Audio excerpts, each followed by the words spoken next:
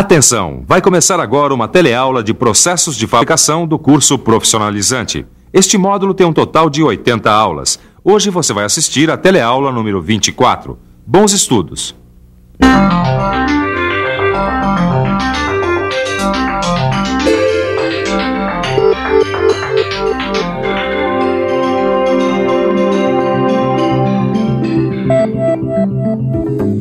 Na hora de consertar uma televisão, um técnico não precisa quebrar a cabeça se tiver nas mãos o esquema do circuito eletrônico do aparelho.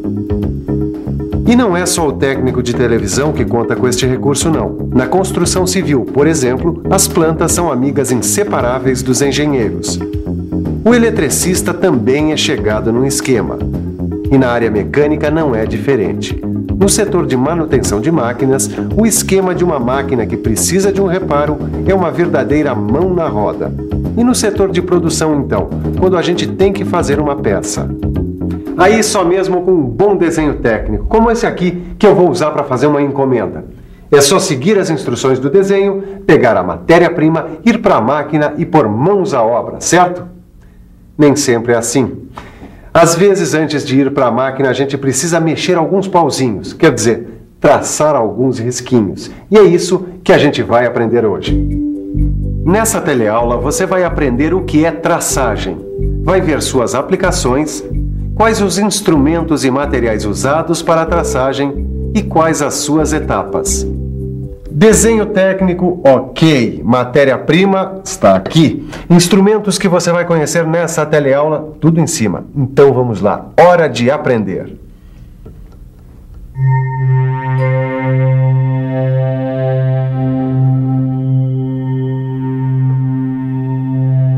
A gente tem aqui um conjunto mecânico que já é um velho conhecido nosso, o calço regulável. Ele foi estudado com detalhes em algumas teleaulas do módulo Elementos de Máquina. Ele é composto por 4 partes: o parafuso, a porca, essa parte móvel e a base. Mas imagine agora que a gente ainda não tem a peça pronta, mas apenas a matéria-prima, no caso, essa aqui, olha, que vai ser usada para fazer a base. Bom, a gente também tem o desenho técnico da base. A pergunta é: será que a peça, como imaginada no desenho, cabe aqui nessa matéria-prima? Ou seja, será que dá para usinar esse material com as dimensões prescritas pelo desenho? Um jeito de dar a resposta é fazendo as operações de traçagem. A traçagem nada mais é que a transferência para a peça dos contornos dos planos, pontos ou linhas importantes para a usinagem e para o acabamento. Isso é feito levando em conta as medidas indicadas no desenho. Assim é possível saber se o material é suficiente ou não para executar a usinagem. Muito bem, reparem que para fazer a traçagem, uma das bordas já foi usinada. E ela foi usinada exatamente para que as medidas da traçagem sejam confiáveis. Tá? Essa é a borda que vai ficar apoiada na mesa de traçagem ou desempenho na hora da traçagem. Certo, Silva, mas tem uma dúvida que eu ainda não consegui entender. Bom, se a gente tem o desenho com as dimensões e tem a peça bruta, ora, se eu quero saber se o desenho cabe na peça, é só pegar a peça, medir as suas dimensões e ver se ela está maior do que as dimensões dadas pelo desenho. Você tem toda a razão, Tito. Agora, acontece que a traçagem não é apenas para responder a essa pergunta, se o desenho cabe ou não na peça bruta. Na realidade, a traçagem é apenas um guia visual para a usinagem. Como os principais elementos estão desenhados na peça, já é possível visualizar como vai ficar a peça pronta, prevenindo assim falhas ou erros de interpretação do desenho. E na própria usinagem, os traços facilitam e muito a vida do operador, funcionando quase como uma sinalização. Marcas que indicam até onde o operador pode cortar na boa, sem preocupação.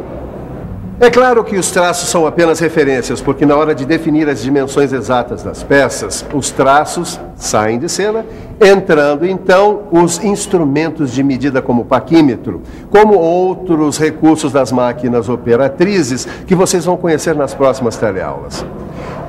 Em casos em que não se exige exatidão, como fazer uma pazinha, por exemplo, é a própria traçagem que define as dimensões. Aí sim ela dá as cartas das medidas, tanto no corte quanto no dobramento. Mas já deu pra ver que mesmo sem garantir a exatidão das medidas, essa tal de traçagem é boa de serviço. Responde se o desenho cabe ou não na peça bruta, ajuda a visualização da peça evitando erros de interpretação e ainda por cima funciona como um guia na hora da usinagem. Então vocês já estão prontos para aprender que a traçagem pode ser classificada em 2 tipos. Vamos ver primeiro a traçagem plana. Nesse caso, como o próprio nome diz, a traçagem se realiza em superfícies planas de chapas ou peças de pequena espessura. E tem também a traçagem no espaço. Esse segundo tipo de traçagem é aquele realizado em peças forjadas e fundidas e que não são planas. É uma traçagem muito útil para delimitar volumes. Mas seja plana ou no espaço, a traçagem precisa de 2 referências. A primeira delas é uma superfície plana que serve de apoio para o material. Essa referência é chamada de superfície de referência. A superfície de referência ela precisa ser bem lisinha para não comprometer a traçagem. A segunda referência que nós precisamos é dada por uma linha que a gente faz para orientar toda a traçagem. É o plano de referência, ou seja, uma linha que serve de orientação para a traçagem de toda a peça. Agora sim, com o plano de referência e com a superfície de referência, nós já podemos desenhar aqui no material as linhas de contorno do desenho técnico. Mas tem alguns casos especiais. No caso de uma peça que não é plana, por exemplo, o plano de referência pode corresponder à linha de centro. Quer dizer, é a partir dessa linha de centro que são feitas as medições e as traçagens. Pode acontecer também da superfície de referência ser usada como plano de referência, ou seja, antes mesmo da traçagem já foi feita uma pré-usinagem para garantir uma base plana. Muito bem, a conversa era sobre as referências, mas já deu para perceber que a traçagem é feita usando alguns instrumentos específicos. Mas todas as atividades têm os seus instrumentos e os seus materiais, não é mesmo? Senhor, desculpe interromper. Que instrumentos de trabalho o senhor utiliza? Papel canson, lápis, borracha, giz pastel e esfuminho. Viu só? Para realizar os seus desenhos, esse artista precisa de instrumentos de trabalho apropriados. Você, quando for desenhar numa peça, quer dizer, quando for fazer a traçagem, é claro que não precisa ser artista e pode ficar tranquilo que você não vai precisar usar lápis, borracha e outros instrumentos que esse artista está usando. Para fazer a traçagem, são necessários instrumentos especiais. E é isso que a gente vai ver agora. Instrumentos e materiais para traçagem. Então vamos lá. Para começo de conversa ou de traçagem, é preciso ter um bom apoio para a peça. A mesa de traçagem, mais conhecida como desempenno.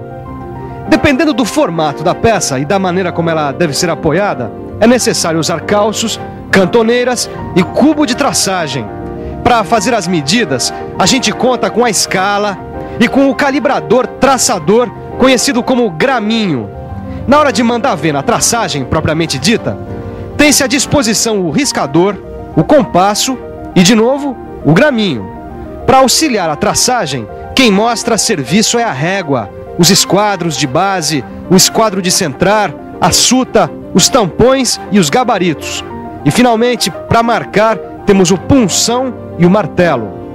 Para apoiar as peças, mesa de traçagem ou desempenho. Certo, para posicionar as peças nós temos o calço, o macaco, a cantoneira e o cubo de traçagem. Para medir, escala ou graminho com escala. Certo, e para riscar nós temos o riscador, um compasso e o próprio graminho. E para auxiliar na traçagem, régua, esquadro de base, esquadro de centrar, suta, tampões e gabaritos. Certo, muito bem. Agora, para marcar, nós temos o punção e o velho conhecido martelo. Pelo jeito, instrumentos e materiais de traçagem já estão no papo. Ficam faltando somente as soluções corantes, não é? Soluções corantes? É isso mesmo. Para que o traçado fique bem nítido, as superfícies das peças devem ser pintadas com soluções corantes. Assim fica muito mais fácil fazer e visualizar a traçagem. Ô Silva, Tava pensando uma coisa. E quando a peça é grande, como é que se faz a traçagem? Bom, para fazer a traçagem de peças fundidas ou forjadas grandes, aí a gente usa o traçador tridimensional. Bom, mas vamos voltar aqui ao feijão com arroz da traçagem, que usa esses instrumentos e materiais que você acabou de conhecer. Agora que você já está ficando íntimo deles, nada melhor do que ficar por dentro das etapas da traçagem.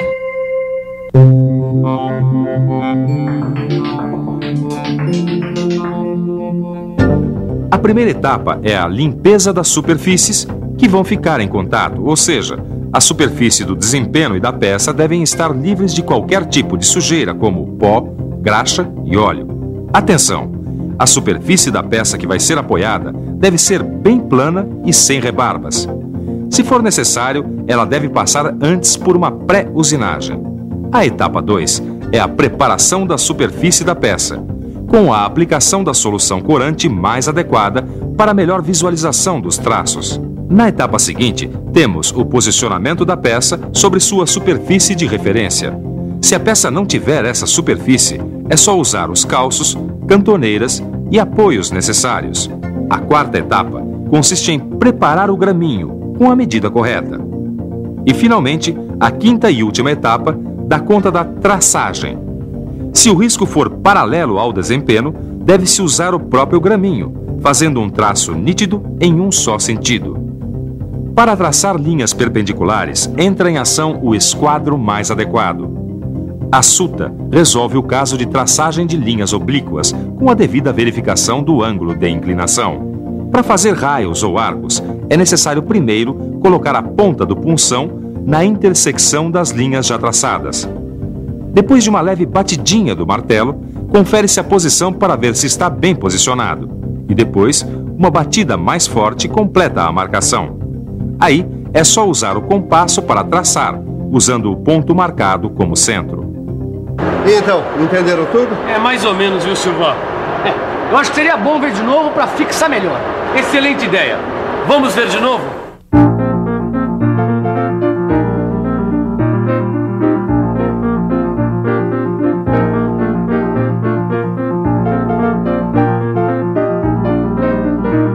Depois do repeteco das etapas de traçagem, só mesmo um replay dos melhores lances da nossa teleaula de hoje.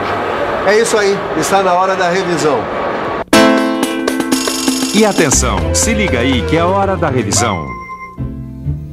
Na teleaula de hoje, você aprendeu que entre o desenho técnico e a execução da peça, pode ser necessária uma etapa intermediária, a traçagem. Viu que a traçagem ajuda a responder se o material é ou não suficiente para a usinagem da peça. Facilita a visualização da peça, evitando erros de interpretação do desenho e, além disso, funciona como guia na hora da usinagem. Você aprendeu que a traçagem pode ser plana ou espacial e que as duas precisam considerar duas referências, a superfície de referência e o plano de referência. Conheceu os instrumentos e materiais da traçagem e viu, uma a uma, as 5 etapas da traçagem.